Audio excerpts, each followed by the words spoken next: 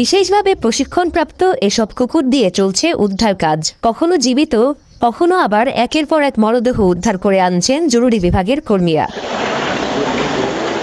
উত্তর পশ্চিম পাকিস্তানের বন্যা কবলিত অঞ্চলগুলোই এখনও স্বাভাবিক নয় পরিস্থিতি। শুক্রবার মেঘভাঙা বৃষ্টির পর নিহতের সংখ্যা বেড়ে দাঁড়িয়েছে 350-র বেশি। খাইবার পাখতুনখোয়া প্রদেশের বুনের জেলাতেই এখনও নিখোঁজ 1.5 শতাধিক মানুষ। তাদের উদ্ধারে রাত দিন পরিশ্রম করছেন উদ্ধার কর্মীরা। গতকাল থেকে আজ অবধি বেশ কয়েকটি মরদেহ উদ্ধার করেছি। আজ আমরা একজন নারী এবং 10 বছর বয়সী এক শিশুর মরদেহ পেয়েছি।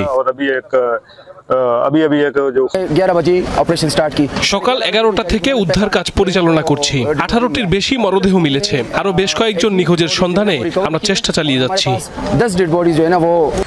পানি সরে যাওয়ায় বেশ কিছু স্থানে স্পষ্ট হতে শুরু করেছে ধ্বংসযজ্ঞের প্রকৃত চিত্র। ক্রেন, বুলডোজার আর এক্সকাভেটরের সাহায্যে চলছে ধ্বংসস্তূপ সরানোর কাজ। অনেক স্থানে বাড়িঘর থেকে পানি সরানোর কাজে নেমেছেন স্থানীয়রাই।